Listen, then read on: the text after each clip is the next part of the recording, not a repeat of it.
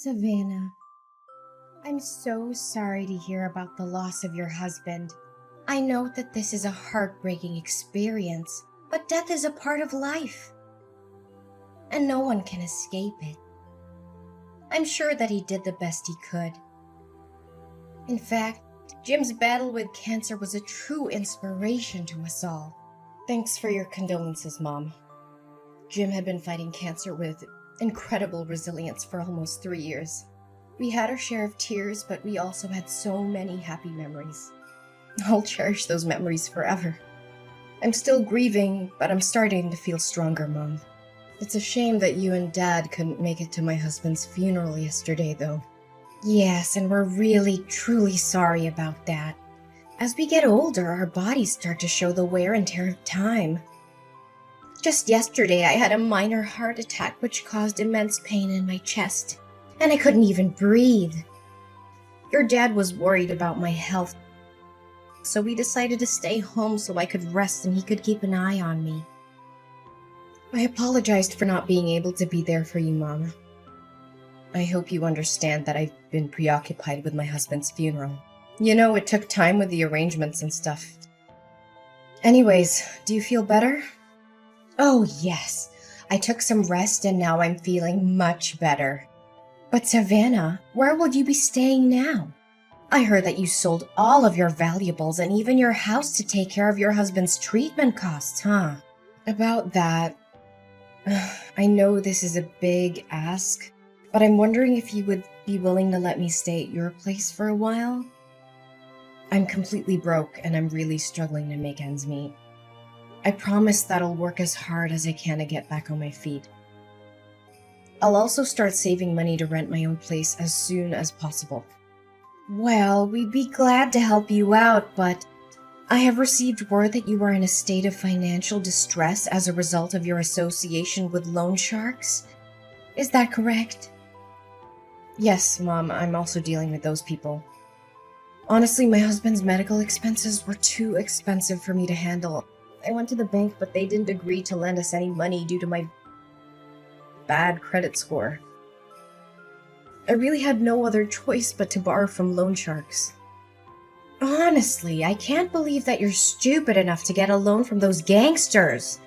I know that they've been to your house and workplace several times demanding payment, and they even beat you up a few times. Is that right? How did you find out about that?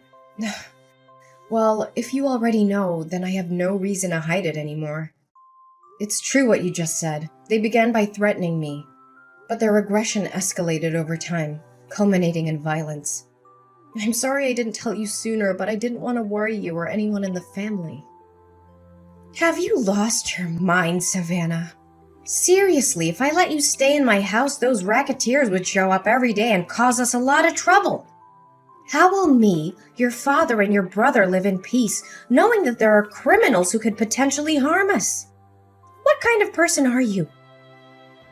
Putting your own family at risk like that. Please, Mom, just hear me out, okay? I know loan sharks are dangerous, but I'm doing everything I can to pay them back.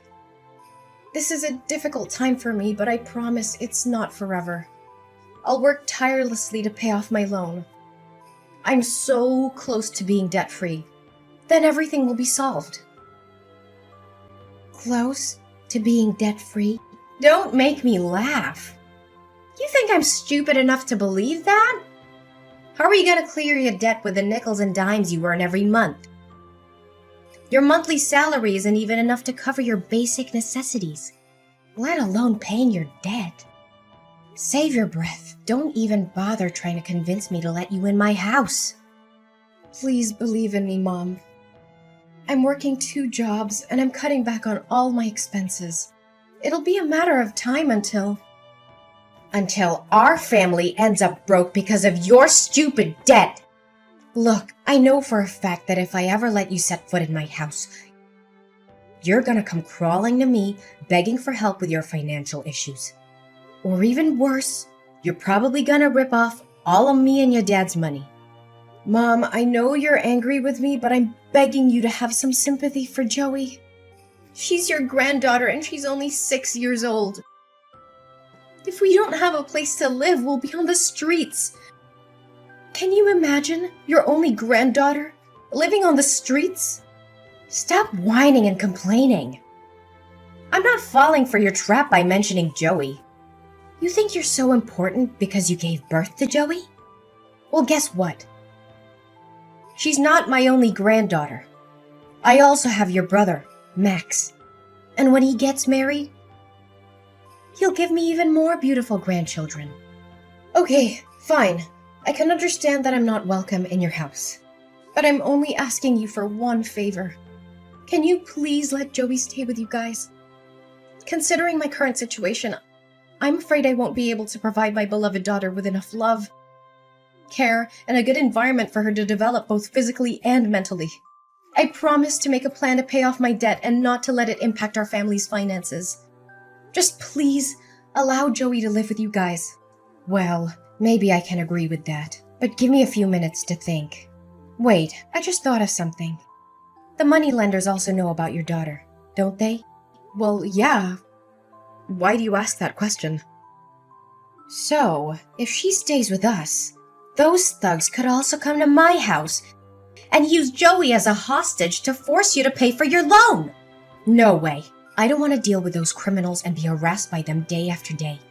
Look, I'm not going to let you or Joey stay with us. Both of you stay away from our peaceful life as far as possible. What? How could you even say no to an innocent 6-year-old girl like Joey? She doesn't know anything, and she has nothing to do with my debt. Can you please reconsider your decision? Look, I said it, and this is the last time I'm gonna repeat myself. I don't want you or Joey to appear in my life ever again. So why don't you take matters in your own hands? Don't be a parasite and live upon your own parents like that. Mom, but... I officially announce that you and I are no longer mother and daughter. Next time when you see the moneylenders, tell that to their face so they won't disturb me or your dad. You've been a burden to us since you were born. And now you have the audacity to ask us for help? If I knew one day this would happen, I would have cut ties with you long ago. Savannah, are you there? We're in big trouble. Can you help us out? Mom, what's the matter? I thought you already cast me out and deleted my phone number.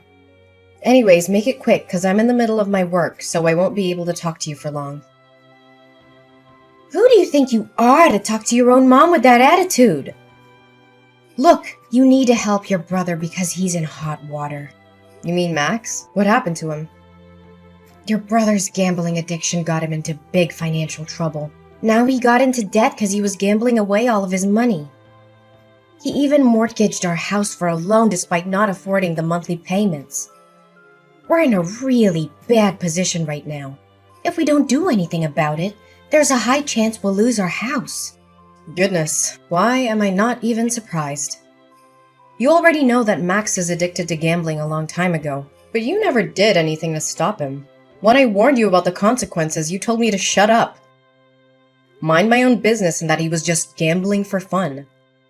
Honestly, Max being in debt is the outcome that you could have easily avoided, but you chose not to. I know, Savannah, and I regret not having taken any action. But what's the point of crying over spilled milk? The most pressing matter at hand is to find a solution to the current predicament. Would you agree, my dear? You know what they say, blood is thicker than water. We're family, right? So there's no reason for you not to lend us a helping hand in this difficult time. So, after all the things you did to me, including faking being sick so you could avoid attending my husband's funeral and refusing to help me and my daughter, suddenly we become family again? Please, spare me the act. I've already seen past your mask. What? How did you find out about that? I can already see the wheels turning in your head, wondering how I found out about your malingering. Well, I came all the way to your house and I asked the neighbors myself. Unsurprisingly, they told me that you were strutting around the house like a spoiled hen as usual. I could easily guess your true intention of not going to my husband's funeral. Either you wanted to avoid getting yourself into trouble with the loan sharks, or you were just too afraid that I would ask you for help. Oh, Savannah, please don't misunderstand me like that.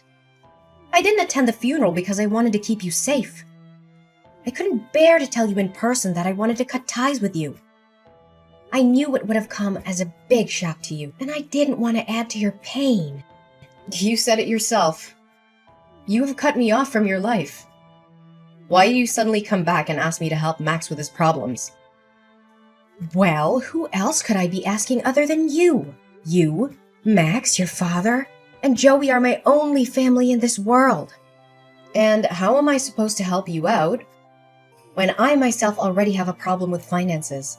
Do you know that me and Joey are now living in a homeless shelter? It's all thanks to your kindness, Mom. What? Homeless shelter? You can't even afford to rent public housing or a small apartment? I thought you would have changed by now. Gosh, 1 year has passed and you're still dirt poor like the last time I saw you. If I knew that you're still living like a rat like this, I wouldn't bother wasting my time talking to you. Just get out of my life. I don't want anything to do with you anymore. Yeah, thanks, Mom. I really appreciate it. And I would also be more thankful if you don't suddenly appear in my life just to talk down to me like this. Just delete my number, whatever. Yeah, I'll delete your number even if you didn't tell me to. Gosh, if anyone finds out that I have a homeless daughter like you, I'd be so embarrassed that I could sink through the floor. Hey, Savannah, can you explain something to me? You again? I thought you already removed my number from your phone. What's the problem this time? Look, I know this sounds crazy, but Max told me he saw you getting out of a fancy car in a stunning dress. He said he was sure it was you because he recognized your birthmark on your shoulder. I don't know what to think. Maybe he was daydreaming, or maybe he mistook you for someone else. Well, he wasn't wrong. It was me. And I also saw Max searching garbage for food or something to sell. What happened to you guys? Where are you living now? Our living situation doesn't have anything to do with you. But you? There's no way an impoverished girl with a large debt like you can have an expensive car and luxury clothes like that. It just doesn't add up. How on earth could it happen? I know, this must be a joke. You may be able to fool Max, but I'm not easily misled. Well, suit yourself. You can choose to believe it or not, but it won't change the fact that I'm now living the best life I could have, alongside the people that love and care for me. I would hazard a guess that you're still finding it difficult to make ends meet. Explain to me what happened. How did you get so rich all of a sudden? Wait. Don't tell me that sex worker is your new job. Well, what else could you possibly do other than leeching off rich men? Seriously, if you don't have anything nice to say, please don't say anything at all. Anyways, back to my story. I was minding my business on my way to work when I witnessed a crime. A woman was having her purse snatched, and I knew I had to do something. I chased after the robber and was able to get the purse back. Let me guess. You found a lot of money in the purse and you just decided to keep it for yourself. How convenient for you. If I had known how quickly you can make money like that, I would have told Max to do the same thing. Could you stop interrupting me like that? Goodness, you're just as impolite as the last time we talked to each other. Fine, fine. Go on. I can't believe you dare to talk to your own mom in that manner. Okay, so after I returned the purse to the woman, she invited me to dinner. We shared our stories with each other, and it turned out that she was a wealthy woman named Daisy, whose husband, Mr. Johnson, owned a famous fine dining chain. Mr. and Mrs. Johnson couldn't have children together, so after hearing my story, they expressed their sympathy and decided to adopt me as their daughter and Joey as their grandchild. They were also kind enough to help me pay off the rest of my loan.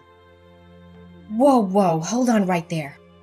So you're telling me you were adopted by a wealthy family? I thought that only happened in fairy tales. How could you strike it lucky like that? This is totally unfair. You're living the high life while we're stuck living in a tent on the streets. Unacceptable! Well, I guess that's what they always say. When one door closes, another one opens. Actually, it's not unfair at all. In fact, you guys got exactly what you deserved. You ruthlessly told me that you no longer considered me as your daughter anymore. And neither Dad nor Max lifted a finger to stop you. You were all on the same boat, determined to kick me out of the house without even a moment's hesitation. What's even more devastating is that after finding out I was living in the homeless shelter, you didn't offer to help me. On the contrary, you even had the nerve to turn your back on me one more time. Honey, I know what we did was totally wrong, but we don't deserve to be punished like this. Look, Savannah, Mrs. Johnson seems like a kind woman who would be compassionate to what we're going through at the moment. Would you please ask her to adopt your brother as well? Maybe then she would let us stay in her big house. Abigail, you really have no sense of shame, do you? Why would Mrs. Johnson adopt Max when he still has his biological parents on his side? You and the rest of our family abandoned me when I needed you the most. And now that my life is finally starting to look up, you come crawling back to me, expecting help? What kind of person are you? Honestly, you shouldn't have shown your face at all. Savannah, please have mercy on us. I never thought things would turn out this way so quickly. Please think about all the years I've spent raising you to be the beautiful young woman you are today. I appreciate all the time and effort you put into raising me, but I can't forget how you abandoned me when I needed you the most. You were the one who cut ties with me, and you treated me like I was some kind of plague. You didn't even bother to weather the storm with me when I was at my lowest point. Honestly, how could you do that to your own flesh and blood? I know. But please think about Joey too. I bet she misses seeing her uncle and grandparents very much. You know what? I was the one who introduced you to Jim, your late husband. Do you remember that?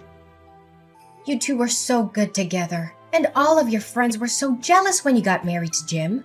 Yeah. You wanted us to become a couple because you were after his money. But then you strongly disapproved of our marriage when you found out he was an orphan.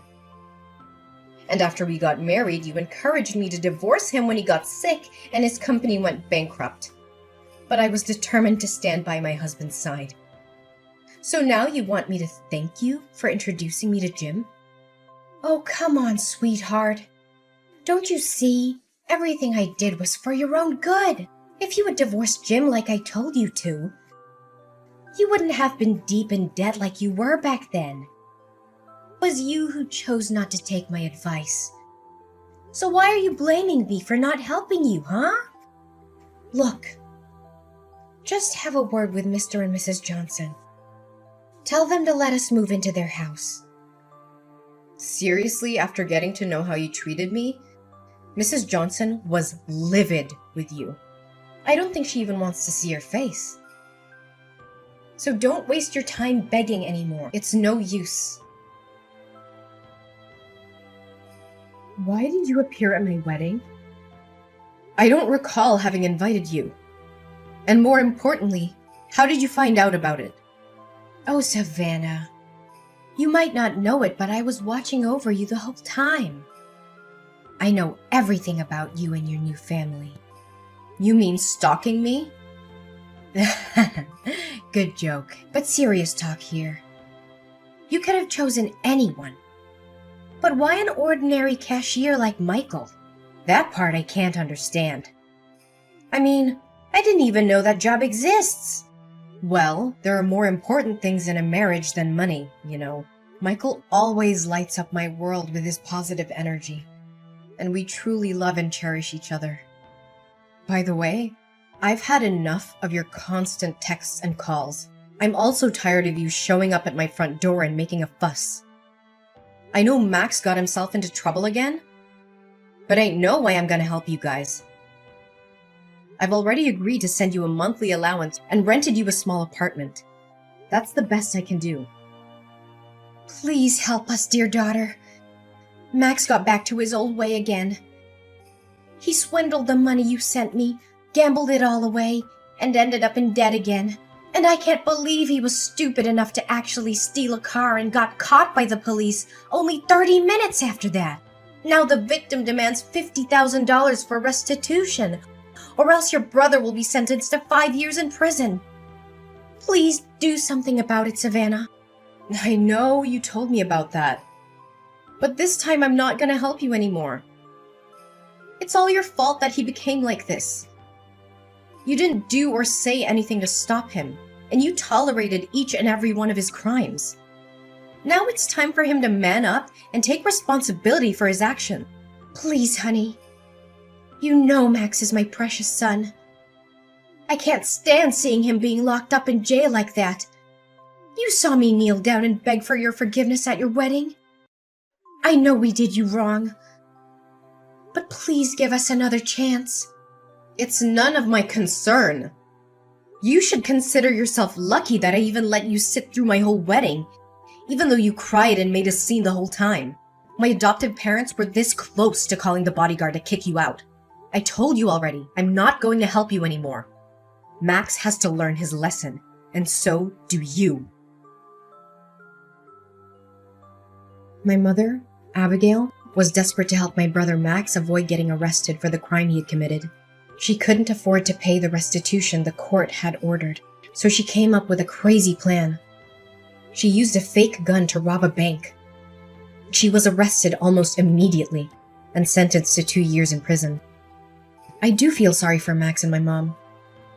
I visited them in jail every now and then, but they always became angry when they saw me. They threw fits and blamed me for their being in jail. They seemed to be unable to see the error of their ways.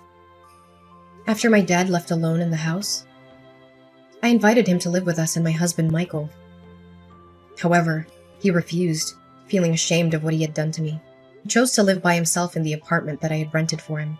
I hope that in the future, I'll be able to convince him to move in with us. After all, we are still a family.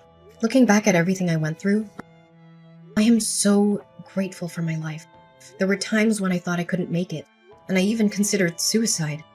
But I found the courage to overcome tremendous challenges in life. I hope that my story can inspire others who are still fighting their own battle. No matter how difficult things may seem, it's important to never give up. There is always hope, and you are not alone.